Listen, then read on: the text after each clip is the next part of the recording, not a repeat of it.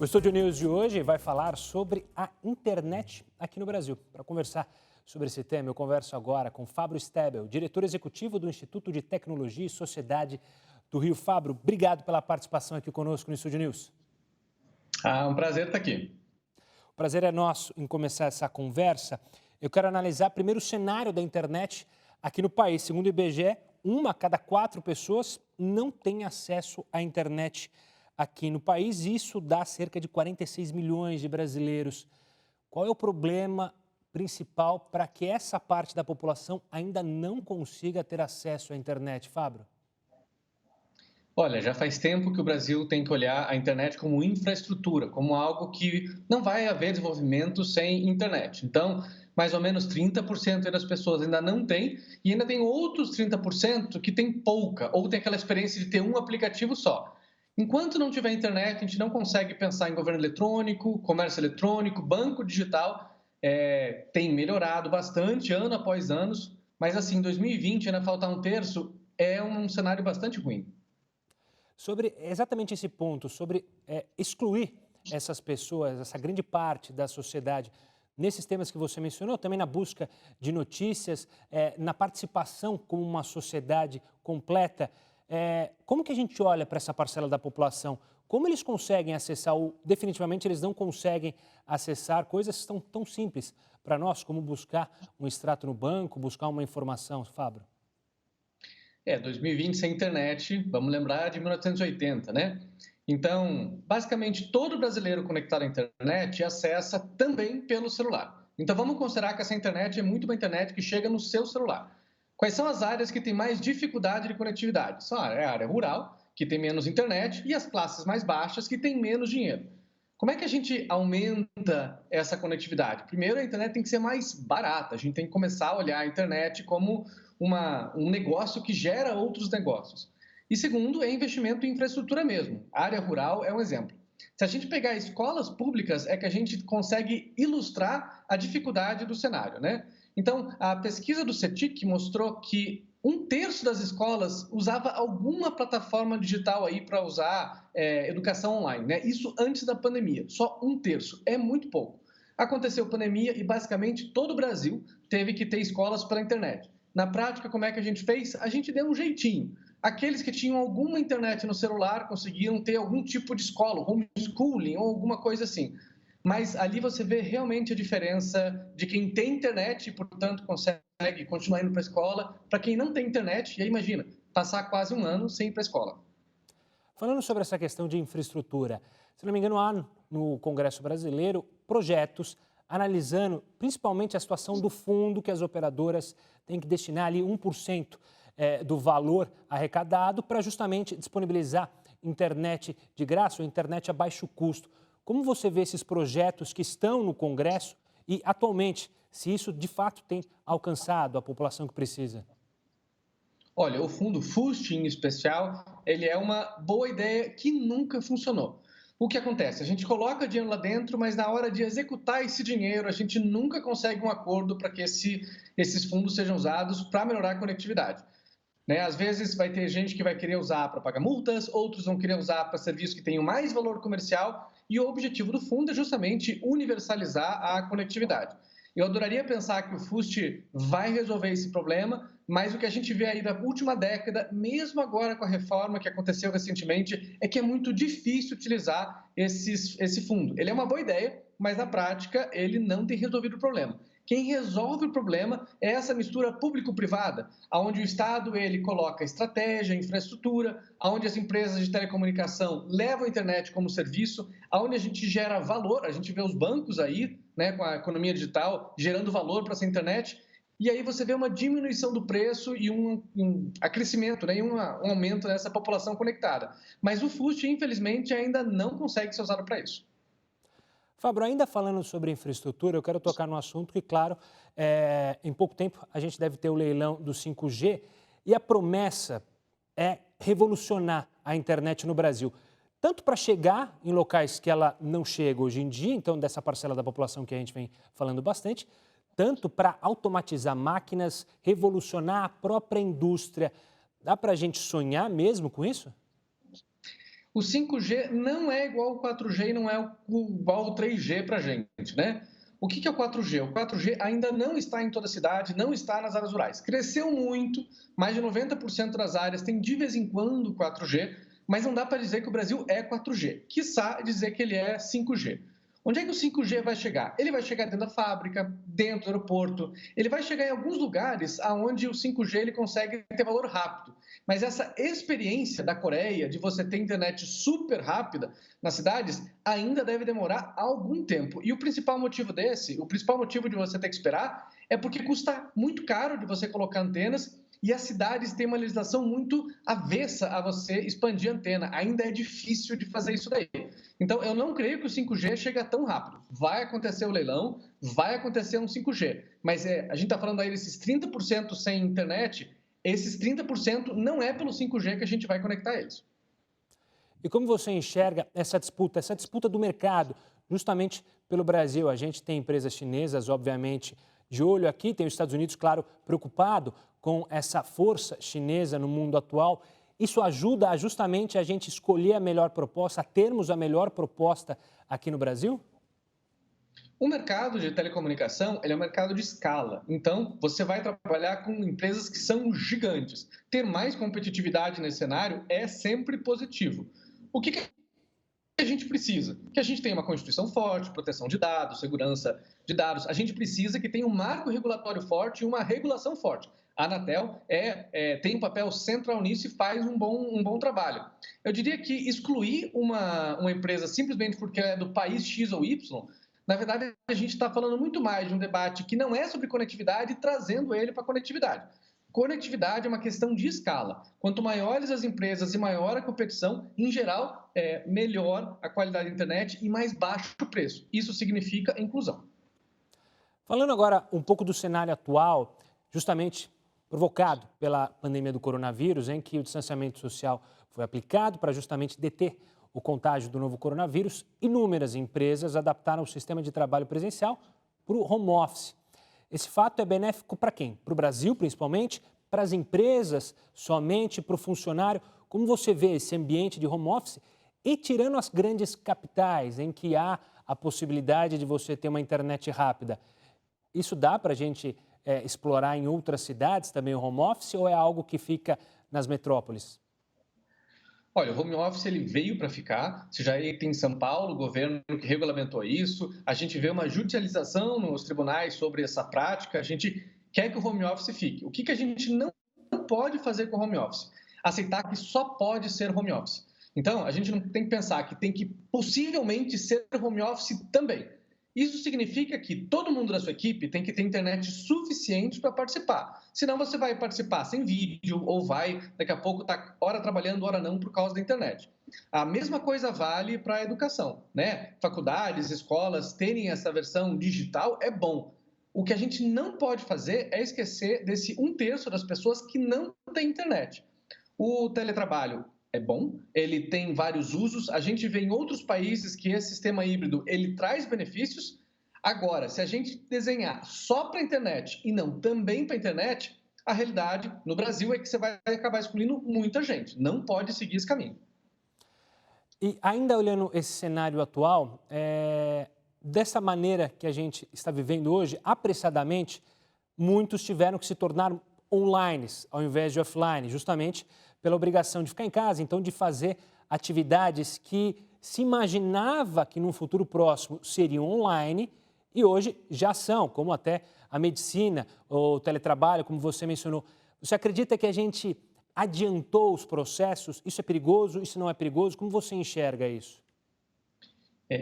Quando deu uma epidemia em 2007 na China, eles adiantaram muitos processos de fazer processos híbridos. O que significa híbrido? Que tem online e tem offline, tem pela internet e sem internet. Agora a gente teve essa experiência no Brasil, onde a gente viu que muitas das coisas que a gente fazia presencialmente, a gente pode fazer agora online. Defensoria Pública, por exemplo, vários aplicativos excelentes de defensoria sendo utilizados. Qual que é o risco e qual que é a possibilidade? Se você planejar, se você fizer direitinho, você tem o benefício dos dois mundos. Agora, se você só escolher a substituição, aí você tem problemas. Vamos pensar não no quem tem mais internet, mas vamos pensar em quem tem menos internet. letramento digital, um bom celular, um bom computador, um espaço na casa para você trabalhar. Olha a quantidade de coisas que você tem que ter para poder trabalhar em casa. É bom você fazer isso? É bom. Só que você tem que fazer uma integração da sua equipe com calma, pensando sempre no funcionário e na sociedade.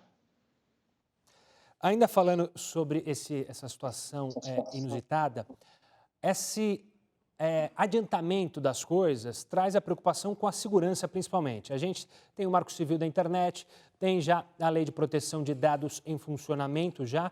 Como você analisa esses dois projetos e a preocupação, claro, das pessoas em entrarem nesse mundo da internet, principalmente aquelas que não estavam tão online, e a segurança dos próprios dados, coisa que muita gente ainda não entende, a importância dos seus dados, né? A gente tem que lembrar a todo momento de que esse letramento digital ele é contínuo. Então, o Brasil ele tem bons marcos regulatórios. O Marco Civil da Internet é um exemplo internacional. Agora, a gente tem a Lei Geral de Proteção de Dados, né? Recentemente, nós temos as Autoridade Nacional de Proteção de Dados. A gente está caminhando bem na regulação, mas há um esforço contínuo de você fazer uma educação das pessoas. O que a gente viu na pandemia? Crescimento de crimes cibernéticos, né? Esse golpe do WhatsApp, por exemplo. Então, o crime sai da rua e vai para a internet. Como é que você se protege disso? Não compartilhando aquele PIN code que chega por SMS, cuidando bem da sua senha e coisa assim. Então, tem um processo de educação contínuo com a população. Mas tem outro que é ser feito com as empresas. Então, toda empresa ela tem um bom recurso dos seus dados, uma boa gestão dos seus dados, é essencial para que, quando ela tiver com os dados de alguém, esse dado não seja vazado ou que esse dado não seja utilizado por um hacker, alguma coisa assim. O caminho ele é lento. O Brasil não está ruim, mas a gente tem que lembrar que é investimento pesado a todo momento em educação, em fiscalização das empresas, em promoção de um ecossistema que seja saudável. Senão, quanto mais digital o ambiente for, maior a sensação de insegurança. E essa sensação de insegurança é péssima para todo mundo. Fábio, a gente já está encaminhando para o nosso final, mas eu queria antes fazer uma última pergunta para sua análise sobre justamente esse futuro da internet aqui no país. Você já deu algumas dicas e alguns toques do que você imagina para o futuro, mas como você encara esse trabalho que nós, como sociedade e também o governo tem de trazer a infraestrutura, então como ela virá e também do próprio internauta, como ele vai mudar ou como ele se tornará daqui para frente? A internet ela permite a sociedade ficar mais horizontal. Ela dá a possibilidade de educação, ela dá a possibilidade de você cuidar de alguém, de comunicação. Olha aí os aplicativos, a gente fala muito mais com a família hoje do que antes, que você tinha que pagar pulso ou DDD, DDI, né? Então, a internet ela tem que ser pensada como uma obrigação que todo mundo tem que ter. Levar a internet é o primeiro ponto, conectividade. A gente tem que conectar essas 30% de pessoas que estão fora da internet, é uma obrigação que a gente tem, é uma dívida. E para essas outras 70% que estão, a gente tem que dar serviço e educação. Ou seja, você tem que ter acesso à internet e isso gerar um grande valor para você. Isso envolve investir em inovação, isso envolve investir em economia e isso move muito dinheiro e permite muito crescimento do país enquanto economia. Então, uma agenda para investimento no país, com certeza, é investir em conectividade. Fábio, eu quero agradecer demais a sua participação aqui conosco no Estúdio News. O prazer é sempre nosso, é um grande prazer estar aqui. Forte abraço e até uma próxima, Fábio. Agora eu converso com Fábio Siene, que é coordenador de pesquisas do Centro Regional de Estudos para o Desenvolvimento da Sociedade da Informação. Seja muito bem-vindo aqui conosco, Fábio. Obrigado, Gustavo. Tudo bem? Tudo ótimo. Fábio, eu queria começar com a nossa conversa olhando para o público justamente das escolas, os jovens de periferia em regiões que não têm um acesso suficiente da internet ou que mesmo não têm acesso. Como você enxerga essa exclusão digital a esses estudantes que têm que se preparar para o vestibular, têm que se preparar para o Enem? É um cenário preocupante? Sim, essa é uma discussão fundamental e que acho que a pandemia acelerou um pouco na sociedade essa reflexão. A gente mostrou com os nossos dados aqui que a gente tem ainda 4,8 milhões de crianças e adolescentes de 9 a 17 anos, ou seja, nessa faixa justamente que está chegando, que necessita do estudo remoto, que não tem, por exemplo, conexão de internet em casa. Isso corresponde a 18% do total dessa população. Então, a gente ainda tem uma barreira de acesso muito importante para vencer, e não só a barreira de acesso em si. Então, às vezes você tem uma conexão, mas essa conexão não é suficiente para, por exemplo, o que a gente está fazendo agora, né? Uma transmissão de streaming, por exemplo, ou um uso mais complexo da rede. E, por outro lado, a grande maioria desse público, a gente estima que 65% nessa faixa etária de 10 a 15 anos, são indivíduos que estão usando a internet só no telefone celular, ou seja, eles não têm acesso a múltiplos dispositivos que permitiriam um uso mais sofisticado da rede. Então, para fins de estudo, é bastante preocupante que a gente tenha que vencer ainda a barreira do acesso, mas também cada vez mais pensar na qualidade desse acesso.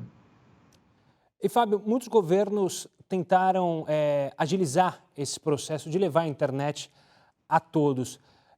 Pelo que vocês pesquisam e pelo que vocês têm enxergado, houve avanço ou ainda é preocupante a ação dos governos para tentar levar a internet justamente para essa parcela de jovens que segue aí tendo que estudar de casa ou com o celular ou com uma internet muito ruim ou então não estudando? Não, sem dúvida houve avanços nos últimos anos. Se a gente contar o que era a rede há 10 anos atrás, né, por volta de 2009, 2010, e comparar com o que a gente estimou agora para 2019, 2020, é evidente que hoje o avanço, hoje a gente tem 75%, 74% da população usuária da rede, né? Então, a imensa maioria da população já está conectada. Mas ainda o que é preciso entender é que esse avanço ainda não foi suficiente para chegar nas áreas e nas populações de maior vulnerabilidade. Então, o que a gente sabe pelos estudos é que tem uma relação muito próxima, uma correlação entre a pobreza e a falta de internet, ou seja, então há uma relação de uma menor presença da internet em áreas mais pobres do país, especialmente na região norte e nordeste.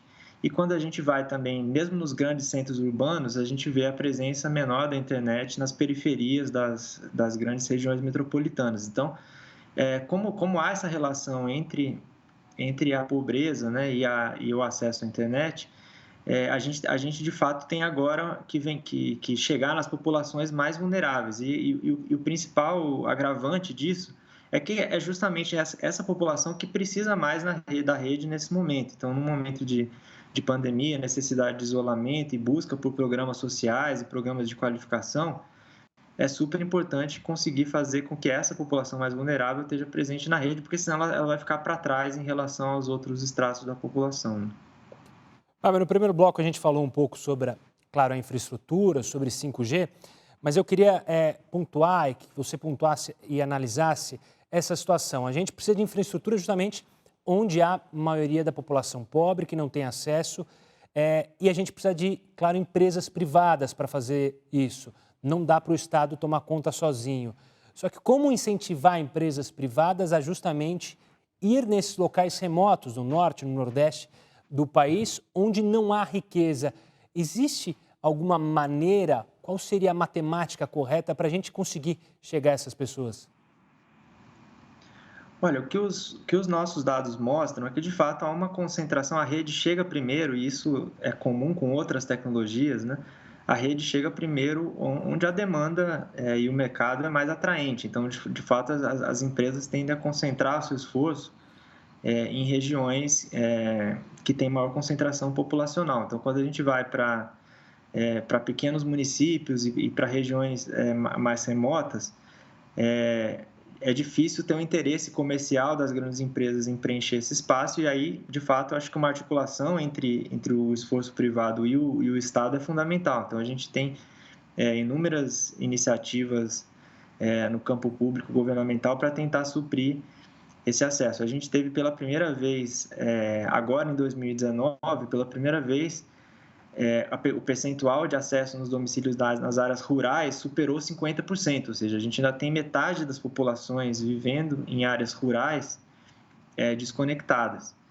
O que não significa que não houve um avanço, a gente teve um avanço importante nos últimos anos, inclusive nessa faixa. Então, eu acho que o que é fundamental entender é que a internet passou a ser, e com a pandemia isso se acelerou, passou a ser fundamental para a produção de qualquer tipo de política pública, né? Até mesmo o acesso à renda emergencial, às ações de educação. Então, ela não pode mais ser vista como um aspecto para poucos, ela é um elemento básico, assim como o saneamento e outros aspectos que a gente tem que tratar. Então, nesse sentido, eu acho que os governos e as empresas têm que entender que, de fato, o acesso à rede vai, mesmo nessas áreas mais remotas, tem que ser visto como uma prioridade. Fábio, se a gente se comparar a outros países, tanto de primeiro mundo, em que a internet já atinge grande parte da população, quanto países que, entre aspas, podemos dizer que são piores que nós, como, por exemplo, regiões na África, onde 70% das pessoas não têm acesso à internet, aonde você qualificaria o Brasil num ranking mundial? Como que a gente pode olhar para o cenário global e ver o Brasil? Olha, o Brasil é um país muito desigual, então, quando a gente olha a média total do Brasil, né, a média brasileira, a gente fica, em geral, no meio do caminho entre os países mais conectados nessa área, pelo menos do ponto de vista do percentual da população conectada. Então, a gente fica no meio do caminho entre isso que você falou, os países mais com menor taxa de conexão, e os países, por exemplo, os países europeus e da OCDE que chegam a um nível mais alto. Mas quando a gente vai para dentro do Brasil, a gente também vê muita diferença. Então, a gente tem alguns estratos da população, por exemplo, entre os jovens, a gente tem taxas de conexão que são similares a dos países desenvolvidos. Só que se a gente inclui nessa conta a população de mais de 60 anos, a população idosa, isso cai muito. Então, exatamente, se a gente for olhar para as classes mais altas, as classes A e B, a gente já tem taxas de conexão a níveis europeus. O que não acontece se a gente incluir, por exemplo, a população da classe D e E, que é uma população que usa a internet só pelo celular, em sua grande maioria. Então, acho que é preciso, acho que do ponto de vista da média mundial, é possível dizer que o Brasil está no meio do caminho, está no meio do espectro dos diversos países, mas quando a gente vê dentro do Brasil, a gente tem diversos Brasis, né? Então, a gente tem, para alguns estratos da população, taxas muito altas de conectividade e, para outros, taxas africanas, nesses níveis que você comenta, né? Fábio, olhando agora justamente para o público que tem o acesso à internet, olhando para os riscos que a internet traz, queria começar falando justamente sobre as crianças. Hoje em dia a gente, com elas mais tempo ligadas à internet, seja estudando, como é o caso hoje em dia, ou seja, jogando games, você tem inúmeros crimes digitais, desde estupro virtual, falsidade ideológica, crimes financeiros. O quão perigoso esse mundo ainda é e quão da noção dessa periculosidade existe no brasileiro? O brasileiro tem essa noção?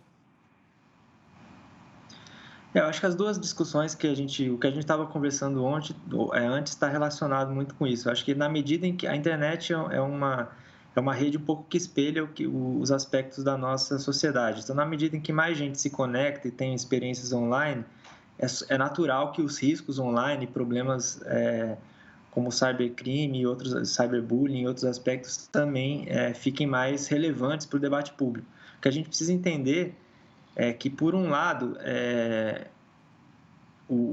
apenas proibir o uso ou restringir o uso não é um caminho que nenhum país tem adotado. Então, a gente tem que um pouco lidar com esses riscos e com os possíveis danos desses riscos online.